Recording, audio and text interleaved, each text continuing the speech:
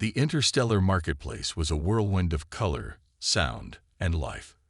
Alien vendors shouted out prices in dozens of languages, holographic signs flickered with advertisements, and the air buzzed with the hum of ships landing and taking off. Nathan Cole stood quietly by his modest stall, selling human-crafted tools and gadgets. His booth, though unremarkable compared to the grand displays around him, always drew a few curious customers eager to see what Earth's ingenuity could offer. Nathan, a tall man with a weathered face and kind eyes, leaned against the counter, observing the crowd. He had traveled far from Earth, hoping to find purpose and a place where he could belong. Yet, despite his trade doing well, a sense of loneliness often crept in. It was on this ordinary day that his life took a turn he could never have predicted. Amid the chaos of the marketplace, a figure approached hesitantly. She was unlike anyone Nathan had ever seen. Her glowing, translucent skin shimmered faintly, casting a soft blue light around her. Her eyes, large and expressive, seemed to hold a lifetime of sorrow. She wore a tattered robe that had once been elegant, now clinging loosely to her slender frame. Two small children clung to her sides, their tiny hands gripping the fabric of her robe, as if they feared letting go. "Excuse me," the woman said softly, her voice trembling. Though her words were translated by a small device pinned to her collar, the pain in her tone needed no interpretation. Nathan straightened, his curiosity piqued. "Yes, how can I help you?" The woman glanced around nervously, her glowing eyes darting to the bustling crowd as if she feared being seen. Then, gathering her courage, she stepped closer. "My name is Vinara," she began, her voice barely above a whisper. "I need your help." Nathan frowned, concern replacing his curiosity. "What kind of help?" Vinara took a deep breath, clutching her children closer. "I have nowhere to go. My husband, he died in a mining accident. We were left with nothing. In my society, a widow is—" Her voice faltered, and she looked away, her expression tightening. "We are seen as burdens. My children and I have been cast out." Nathan's heart ached at her words. He could see the exhaustion in her every movement, the way her shoulders sagged as if carrying an unbearable weight. The two children, a boy and a girl, looked up at him with wide, uncertain eyes. "I'm sorry for your loss," Nathan said sincerely, though he wasn't sure what else to say. He had heard stories of harsh traditions on some planets, but seeing it firsthand was something else entirely. Vinara nodded, her gaze locking onto his. "Please," she said, her voice breaking. "I beg you to take me and my children as your family. I can work. I can contribute. But we need protection. If we stay here, we will not survive." Nathan blinked, stunned by her request. "You want me to take you as my wife?" he asked, his voice laced with disbelief. "Yes," she said quickly, desperation shining in her eyes.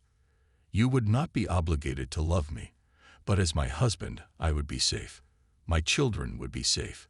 In return, I can help you. I am skilled in medicine and agriculture. I will not be a burden." Nathan scratched the back of his neck, trying to process her words. He had come to this part of the galaxy to escape complications, not take on new ones. Yet, looking at Vinara and her children, he couldn't bring himself to refuse outright. "Why me?" he asked after a long pause.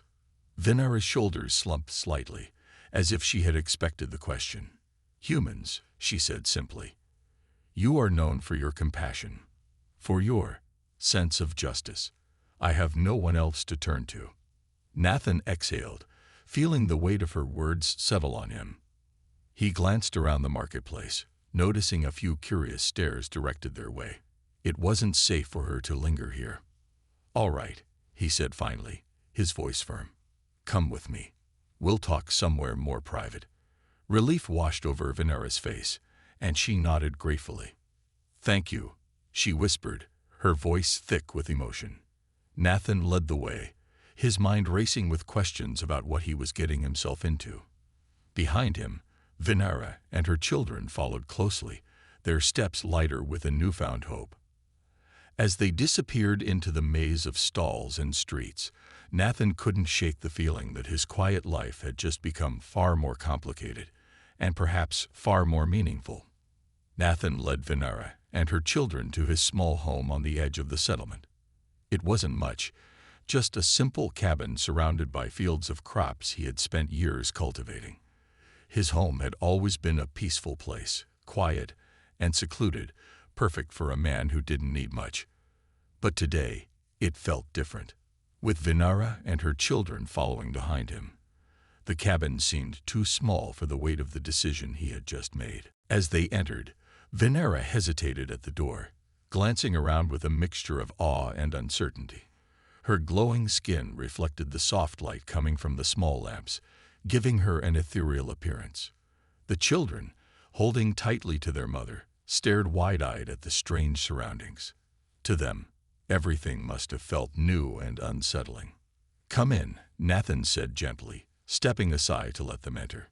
Venera nodded gratefully, her eyes softening as she glanced at the safety this humble place offered. The moment the door shut behind them, she spoke again, her voice low but urgent. "Nathan, I know," he interrupted, holding up a hand. "You need protection, you said, but this is a big step.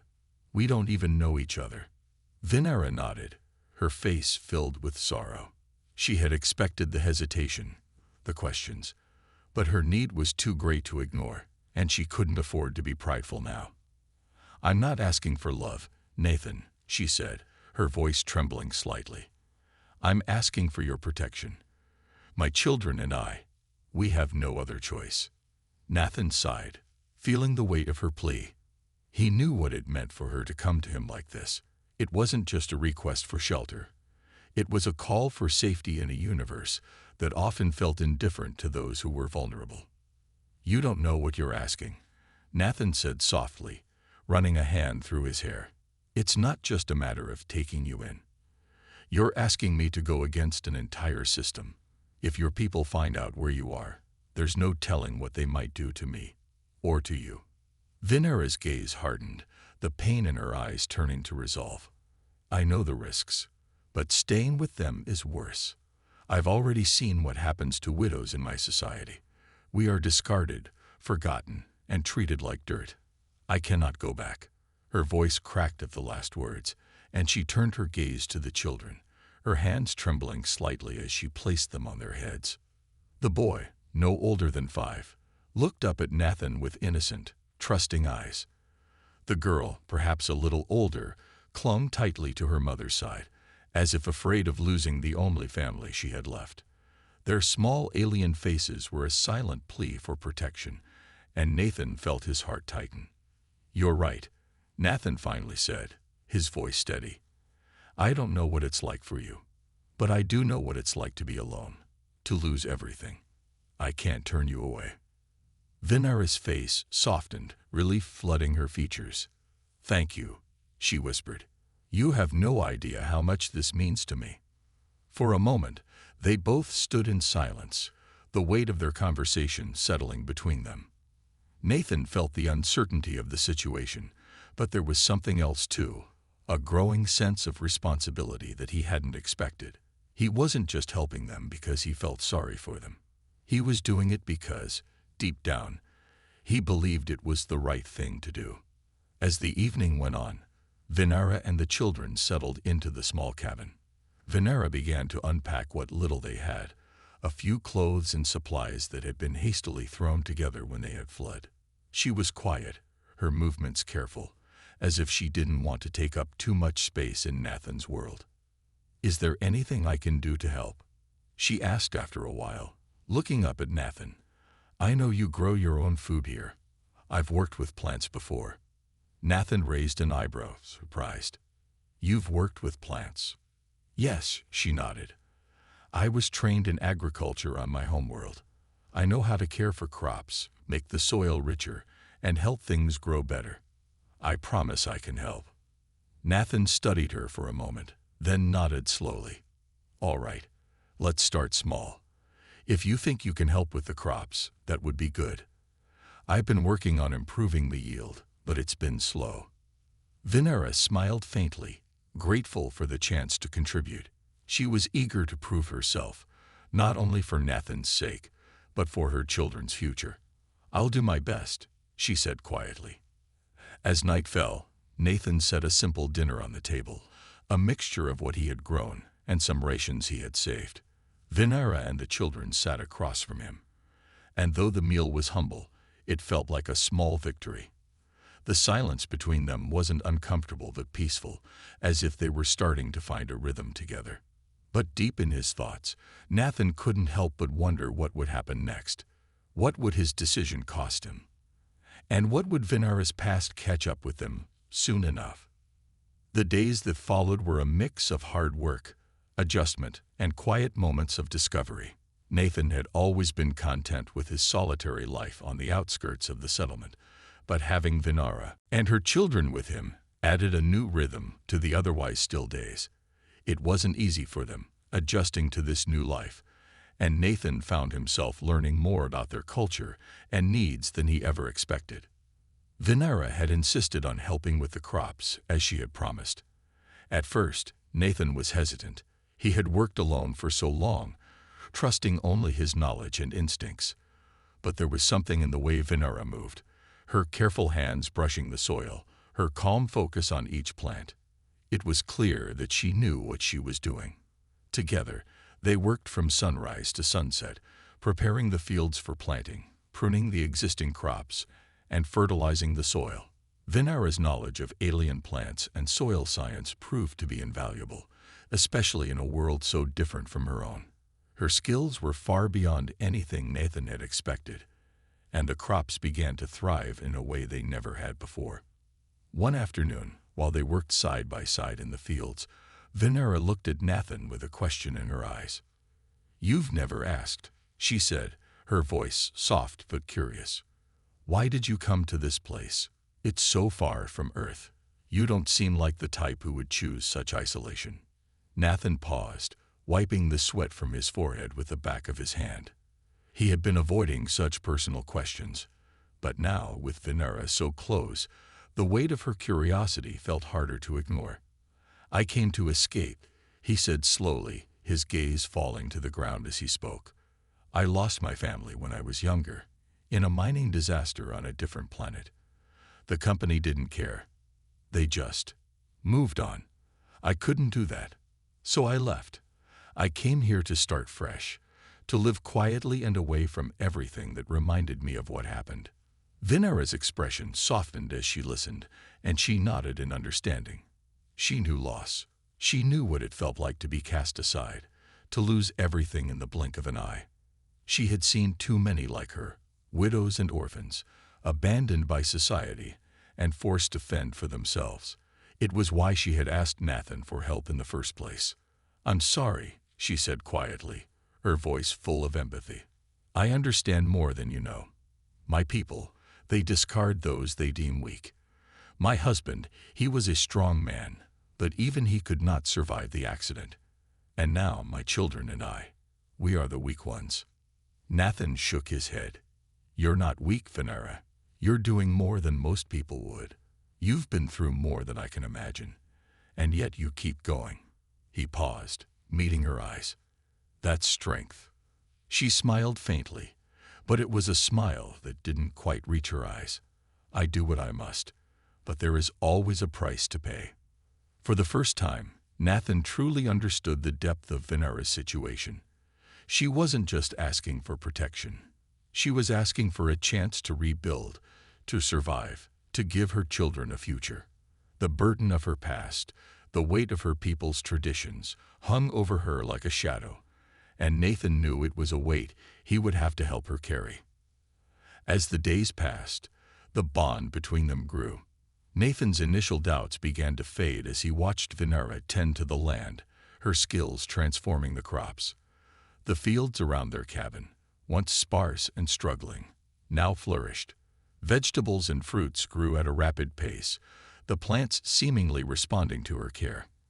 Nathan had never seen the land produce so abundantly, and he began to see Venera not just as a refugee, but as a partner, someone who shared his dream of building something meaningful from the earth. Meanwhile, the children, too, began to adjust. The boy, Tarek, was a curious child, always asking questions about Earth and the way things worked. Nathan found himself teaching him about simple machines, tools, and the human way of life. The girl, Lyra, was quieter, often staying close to her mother, but she too showed signs of adapting. Her eyes, which had once held only fear, now shone with a sense of security and trust. One evening after a long day's work, Nathan sat down to a meal with Vinara and the children. They ate together, the simple meal of roasted vegetables and bread warm and satisfying. As they ate, they shared stories of their pasts. Vinara spoke of her homeworld, of the places she had traveled and the people she had known. Nathan told stories of Earth, of its bustling cities and vast landscapes. It was the first time they all truly connected as a family. As the night settled around them, Nathan sat back and watched Vinara as she tended to her children, her gentle touch and soft words soothing them into sleep. There was no longer any hesitation in his heart. This wasn't just an arrangement. This was becoming something real, something that mattered. And yet, in the back of his mind, a question lingered. What would happen when Vinara's past caught up with them? Nathan wasn't sure what the future held, but for now, they had each other. And for the first time in a long time, that was enough. Life on Nathan's small farm had settled into a comfortable routine. The crops were thriving, and the children were growing more confident every day.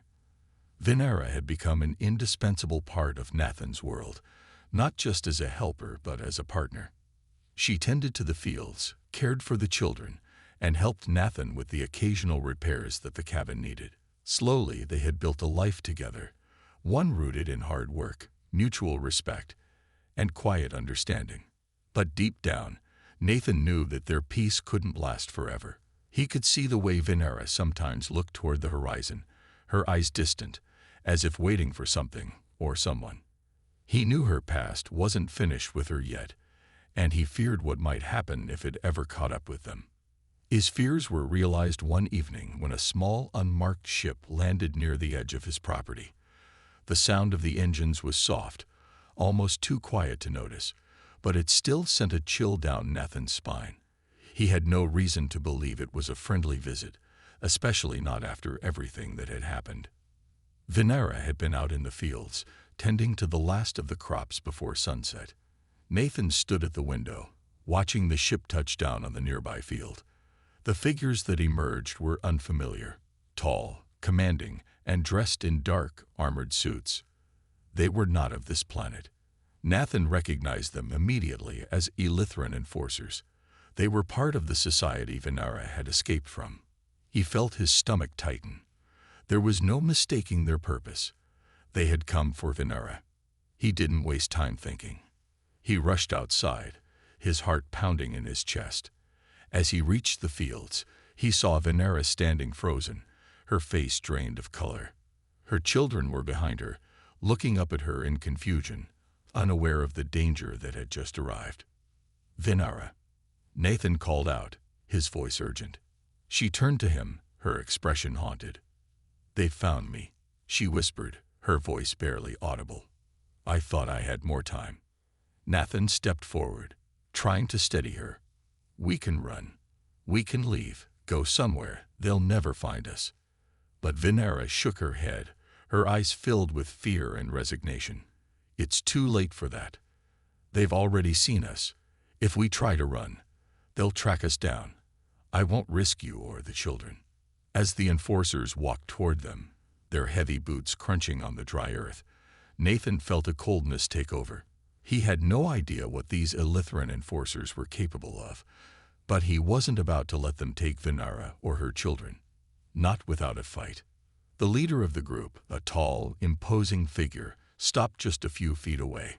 His armor gleamed under the light of the setting sun, and his face, though partially covered by a helmet, showed no emotion. "Vinara," he said, his voice deep and cold. "You are hereby ordered to return with us. Your departure from Elithran society is a violation of our laws. You must come with us now." Nathan stepped forward, standing between Venara and the enforcers, his body tense with defiance. "I won't let you take her," he said firmly. "She's not going anywhere with you." The Illithran leader's gaze flickered to Nathan, and for a moment, there was a cold calculation in his eyes. "You have no authority here, human. This does not concern you. Step aside." Nathan's pulse quickened, but he didn't move. He had no idea what kind of power these enforcers had, but he knew he wasn't going to let them take Venara without a fight. He glanced quickly at Venara, her face pale with fear. The children, standing behind her, were watching the exchange with wide eyes. "I won't let you hurt them," Nathan said, his voice low but filled with determination. "If you want her, you'll have to go through me." Venara's hand touched Nathan's arm, a gesture of quiet thanks. But there was sadness in her eyes. She knew what was coming, and she knew Nathan was only making things worse for himself. "Nathan," she said softly, "I told you this would happen. I can't let you risk everything for me." But Nathan didn't back down. He had made his choice, and he wasn't going to turn away now. The enforcer leader's lips twisted into a thin smile, and he raised his hand, signaling for the others to step forward. "Very well," he said. "If you insist on making this difficult, we will handle you accordingly." Nathan braced himself, ready for whatever was about to come. He had no weapons, no training in combat, but he had something stronger, his resolve. He wasn't going to let them take Venara. Not without a fight. Before the enforcers could take another step, a loud voice rang out from the far side of the field. "Stop!" It was a voice Nathan didn't recognize, but it had authority, and it echoed across the field like a command. The enforcers froze, their heads turning toward the source of the voice. From the shadows emerged another figure, a tall woman, dressed in a long, flowing robe of shimmering blue. Her skin glowed softly, and her eyes were sharp and piercing. There was something in the way she carried herself, an undeniable power that seemed to stop the enforcers in their tracks. "I am Leora," the woman said, her voice calm but filled with a quiet strength, "and I have come to stop this madness." The enforcers hesitated as the tall woman, Leora, stepped forward, her presence commanding the attention of everyone in the field.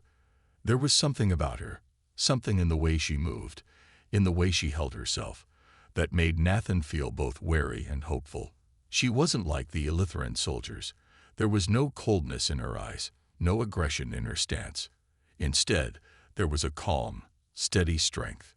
The Illithran leader narrowed his eyes at her, clearly sizing her up. "Who are you?" he asked, his voice filled with suspicion. "This is a matter of Illithran law. You are interfering with official business." Leora didn't flinch. She simply stood tall and looked him directly in the eyes. "I am someone who has had enough of your laws," she said calmly, her voice carrying an authority that seemed to make the air itself stand still. "And I have no intention of allowing you to take these people." The leader scoffed, clearly not impressed by her defiance. "You speak as if you have the right to challenge me. You do not. Move aside, or I will have no choice but to deal with you." Nathan's heart pounded in his chest. He had no idea who this woman was or why she had come to their aid, but he wasn't about to stand by and let her face the enforcers alone. He stepped closer to Venara and the children, his mind racing. He had to protect them. And right now, this stranger might be their only chance. But Venara's face had shifted from fear to something else. Recognition, perhaps, or even relief. She whispered something to Nathan, her voice barely audible. "She is one of us," Venara said, her eyes filled with a mix of awe and gratitude. "She is one of the exiles." The word hung in the air, heavy with meaning. Nathan turned to Venara, his confusion growing. "Exiles? What do you mean?" Before she could explain further, Leora raised her hand, signaling for silence. The enforcers, though clearly still on edge, seemed to respect her command. She turned her gaze back to the Illithran leader. "I am not just any exile," Leora said, her tone sharp. "I am Leora, former member of the Illithran High Council, I was exiled for refusing to follow their oppressive laws. I have seen enough of their cruelty, and I will not allow it to continue." The enforcers took a step back at the mention of her name, and the leader's face betrayed a flicker of hesitation. "You," he said, his voice now laced with uncertainty. "You were once one of us. Why would you betray your own people?" Lyora's eyes hardened, and Nathan could see the pain in them, the years of struggle she had endured. "What I once was is not who I am now," she replied. "The Illithran Empire is built on fear and control, and I will not stand by while it destroys lives. Not anymore." She turned to Nathan and Venera. "These people, your family, they are not criminals. They are survivors. You are the ones who are breaking the law." The Illithran leader's expression grew darker, but he did not move. He seemed caught between his loyalty to the Empire and his hesitation to take further action against Lyora. "We have our orders," he said stiffly. "Venera must return with us. It is not a matter of choice." Lyora took a step closer to the enforcers, her eyes never leaving the leaders. "And what would you do to a former High Council member if you truly believe in your cause?" she asked, her voice cold. "You have no right to claim her as a criminal. You have no right to claim any of us." For a long moment, no one moved. The tension in the air was thick, and Nathan could feel his heart racing as he watched the standoff unfold. He had never been part of anything like this, never imagined he would find himself in the middle of a conflict between powerful forces that were so far beyond his understanding. Finally, the Illithran leader stepped back, raising his hand to signal his team to retreat. "This is not over," he said, his voice low. "We will report this to the council. You may have won today, but the law will catch up with you." With a final glare at Venera and her children, the enforcers turned and marched back toward their ship. As the ship lifted off, Nathan let out a breath he hadn't realized he was holding. Venera, still in shock, stared at the departing ship for a long time, her body trembling with a mixture of relief and fear. Nathan turned to Lyora, his eyes full of gratitude and confusion. "You saved us," he said, his voice shaky. "But why? Why help us?" Lyora looked at him, her eyes softening. "Because I know what it feels like to lose everything. I know what it's like to be hunted, to be driven from your home. And I won't let that happen to anyone else." Venera stepped forward, her voice full of emotion. "Lyora, I never thought I would see you again. After everything that happened, I thought you were lost to us." Lyora smiled faintly, her expression full of quiet understanding. "I haven't been lost, Venera. I've been waiting for the right moment to act, and now is that moment." The two women shared a moment of silent understanding. There was so much unspoken between them, so many years of pain, of exile, of survival. But in that moment, all of that seemed to fall away, replaced by something new: hope. Nathan, still processing everything that had just happened, turned to look at the cabin behind them. The peaceful life they had been building was no longer just about survival. It was about resistance, resisting the laws of a broken system, and protecting those who needed it most. Lyora turned to Nathan, her gaze thoughtful. "This is just the beginning, you know," she said. "The Illithran Empire won't stop looking for Venera, and they won't stop until they find her. You'll need more than just strength to survive this fight." Nathan nodded, the weight of her words sinking in. He didn't know what the future held, but he was ready to face it with everything he had. The next few days were filled with tension and uncertainty. Nathan, Venera, and the children stayed close to the cabin, working hard to ensure that their farm remained hidden from any further prying eyes. Lyora, the unexpected ally, had promised to help them, but it was clear to Nathan that their safety was far from guaranteed. The Illithran Empire was vast, and they wouldn't give up on Venera so easily. They needed a plan, and they needed it fast. Lyora had been coming and going from the cabin, offering advice and resources, but Nathan could see the weariness in her eyes. She had been exiled from her own people, and the weight of that exile was evident in the way she carried herself. But there was also something in her determination, a fierce resolve to protect those she cared about. One evening, as the sun dipped low behind the mountains, Leora sat with Nathan by the fire, their faces illuminated by the warm glow of the flames. Venera was inside with the children, preparing a simple meal. The quiet of the night was peaceful, but Nathan knew it wouldn't last. "We need to move," Leora said, her voice calm but urgent. "The Elithran are not going to stop. They will keep searching for Venera, and the more time we spend here, the more likely it is they'll find us." Nathan rubbed his forehead, trying to process everything. "Where do we go? There's nowhere safe out here. We're so far from the nearest settlement." Leora nodded, understanding his concern. "We've been living in the shadows for too long. But there's a place, a remote base that I know of. It's hidden from the Empire's reach. It's not much, but it's secure." "Is it really safe?" Nathan asked, skeptical. "How can we trust it? The Elithran are everywhere." Leora's gaze was firm, unshaken by his doubt. "I've been there before. It's an old safe house, one the Elithran don't know about. I've been in contact with others who have escaped. We're not alone, Nathan. There are more of us, more exiles, more people who want to fight back." Nathan's heart skipped a beat at the mention of others. For so long, he had felt like he was alone in this fight. But now, the thought of others like him, people who understood the struggle, filled him with a new sense of purpose. "But how do we get there?" he asked. "The journey is dangerous. If we move, the Elithran will be watching the roads. We can't risk being caught." Leora smiled, a rare, soft expression. "I've been preparing for this. I know the back paths, the hidden routes. They'll never expect us to go that way." Nathan felt a spark of hope flicker inside him.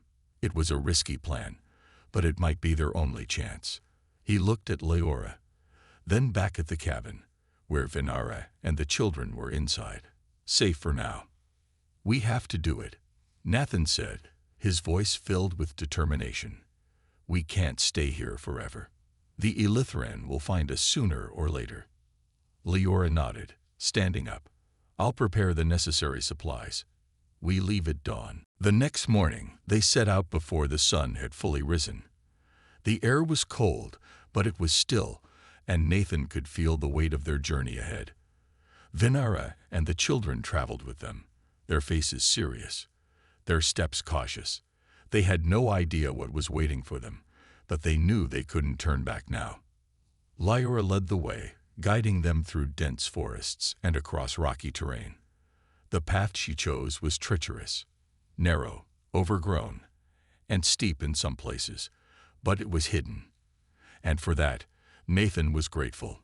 He kept close to Venera and the children, watching the trees and the sky for any sign of danger.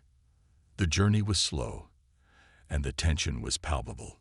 Every crack of a branch, every rustling leaf made Nathan's heart race.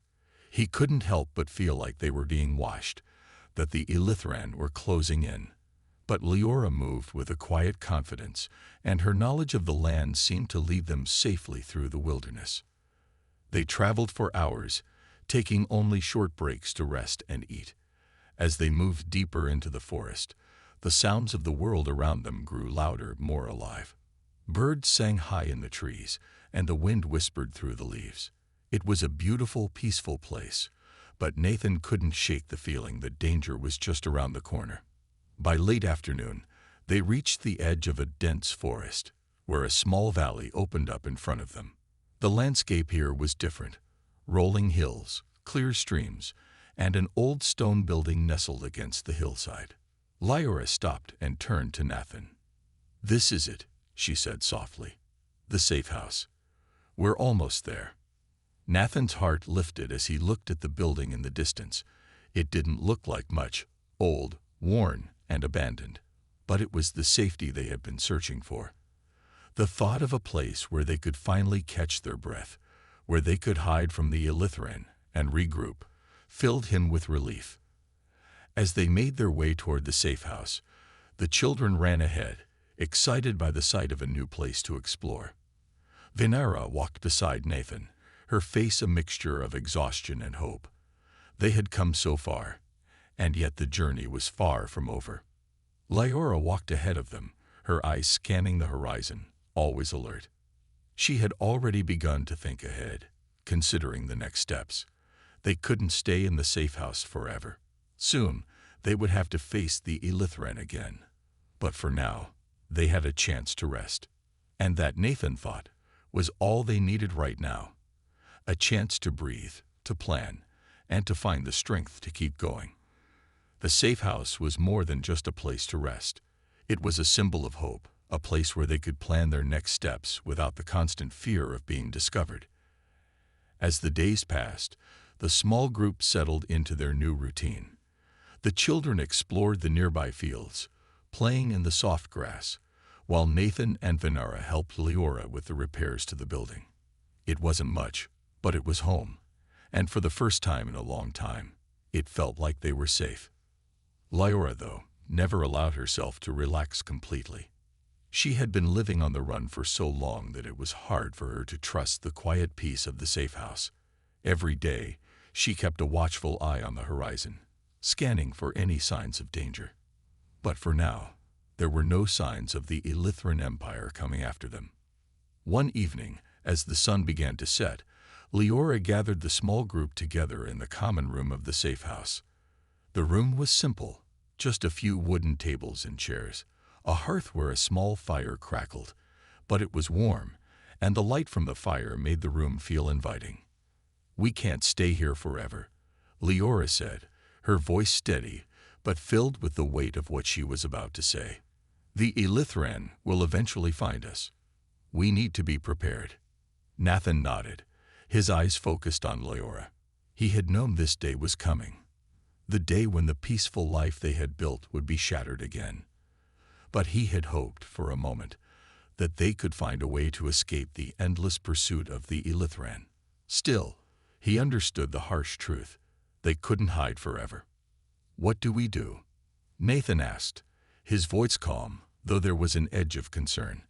"We can't just keep running. We need a plan to fight back." Lyora looked at him with a mixture of admiration and sadness. "It's not just about running anymore. We need to strike back at the Empire, hit them where it hurts. I know of a group of exiles, people who have been working against the Illithran from the shadows. Together, we can make a stand." Venera, who had been listening quietly, spoke up. "I've been running my entire life. I never wanted to fight. But now, I have children to protect. I can't let them grow up in fear." Nathan put his arm around Venera, offering her silent comfort. He knew what this meant to her. This wasn't just about survival anymore. This was about giving their children a future. Lyora's eyes softened. "I understand, Venera. I've been where you are, but we can't keep hiding. If we want a chance at changing things, we need to be brave. We need to unite with others who share our cause." Nathan stood up, determination filling his chest. "We're ready," he said. "We'll do whatever it takes." The fire crackled softly in the hearth, casting shadows on the walls as the group discussed their plan. Lyora's experience and knowledge of the Illithran Empire were invaluable. She knew where their forces were weakest and where they might be able to strike a blow against them. It wasn't going to be easy, but they were no longer just a family hiding in fear. They were fighters now. The next few days were spent preparing for what lay ahead. Lyora taught them how to defend themselves, showing Nathan how to use a blaster and teaching Venera how to stay hidden if they needed to escape quickly. The children, though young, were shown how to stay out of sight and how to stay quiet when danger approached. It was a lot to take in, but everyone understood the importance of being ready. One afternoon, as Nathan worked outside, tending to the small garden they had started, he saw something in the distance. Movement. His heart skipped a beat as he quickly turned to Lyora, who had been keeping watch on the hilltop. "Lyora, what is that?" Nathan asked, his voice filled with urgency. Lyora narrowed her eyes, scanning the horizon. She stood still for a moment, her gaze sharp, "It's a patrol," she said, her voice calm but filled with tension. "The Elithran are getting closer. They're searching for us." Nathan's heart sank. They had known this day would come, but seeing the danger so close made it real. He turned to Venara, who was standing beside him. Her face was pale, but her eyes were resolute. "Get the children," he said quietly. "We need to move." Leora stepped forward, her hand on Nathan's shoulder. "We're not going to run this time. We stand our ground. We have everything we need here." Nathan nodded, feeling the weight of the decision on his shoulders. He had always been a man of peace, but now he realized peace wasn't an option. Not anymore. He wasn't going to let the Elithran Empire destroy everything they had built. The sun was starting to set, casting long shadows over the landscape as the patrol drew closer. The group gathered in the common room, readying themselves. Nathan checked the blaster Leora had given him, making sure it was fully charged. Venera held the children close, whispering softly to them, trying to keep them calm. "We do this together," Nathan said, looking around at the small group of people who had become his family. "No matter what happens, we face this together." Leora stood by the door, her eyes scanning the surroundings. "Stay calm. Stay quiet. We'll wait until the patrol gets closer, and then we'll make our move." Nathan took a deep breath. This was it, the moment they had been preparing for. The Elithran were coming, and they weren't going to let fear control them anymore. They would fight back, and together, they would create a future where their children could live in peace.